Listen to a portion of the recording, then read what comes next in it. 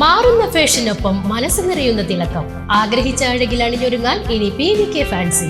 Guarantee ആഭരണങ്ങളുടെയും gold covering ആഭരണങ്ങളുടെയും വിസ്മയിപ്പിക്കുന്ന ശേഖരം. വിവാഹങ്ങൾക്കും വിശേഷങ്ങൾക്കും അണിയാൻ ട്രെൻഡി ഡിസൈനുകൾ. ഒപ്പം നിങ്ങളുടെ സൗന്ദര്യത്തിന് മാറ്റുകൂട്ടാൻ ബ്രാൻഡഡ് കോസ്മെറ്റിക്സുകളുടെ വൻ നിരയും നിങ്ങൾക്കായി ഒരുക്കിയിരിക്കുന്നു.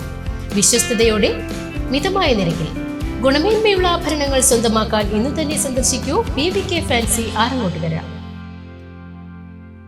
മുളൂർക്കരയിൽ പുതുക്കി പണിത വിശുദ്ധ അന്തോണീസിന്റെ നാമധേയത്തിലുള്ള ദേവാലയത്തിന്റെ കൂദാശ കർമ്മവും സമർപ്പണവും നടന്നു. തൃശൂർ അതിരൂപത മെത്രോപൊലീത്ത മാർ ആൻഡ്രോസ് താഴത്ത് തിരുക്കർമ്മങ്ങൾക്ക് മുഖ്യ കാർമ്മികത്വം വഹിച്ചു.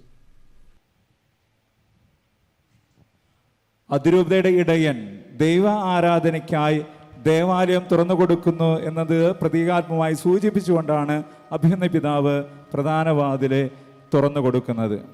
തുടർന്ന് മറ്റുള്ള വാതിലുകളെല്ലാം തുറക്കുന്നു. ജനങ്ങൾ പ്രാർത്ഥനയോടുകൂടെ ദേവാലയത്തിലേക്ക് പ്രവേശിക്കുന്നു. ദേവാലയത്തിൽ പ്രവേശിക്കുന്നു. ഗായക സംഘം ഗീതം ആലപിക്കുന്നു.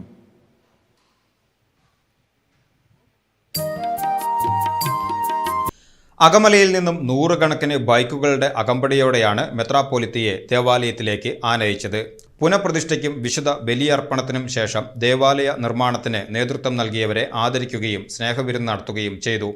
ദേവാലയ കൂദാശയോടനുബന്ധിച്ചുള്ള പൊതുസമ്മേളനം മെയ് 24 ഞായറാഴ്ച വൈകിട്ട് 6 മണിക്ക് നടക്കും.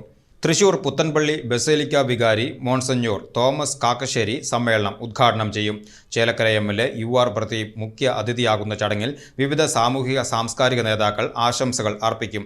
വരും ദിവസങ്ങളിൽ കുട്ടികളുടെ ആദ്യ കുർബാന സ്വീകരണം, സമർപ്പിത സംഗമം എന്നിവയും ജൂൺ 13 വികാരി ജനറൽ മോൺ ജോസ് കോനിക്കരയുടെ മുഖ്യ കാർമ്മികത്വത്തിൽ ഇടവക മധ്യസ്ഥന്റെ തിരുനാളും നേർച്ചയൂട്ടും നടക്കും.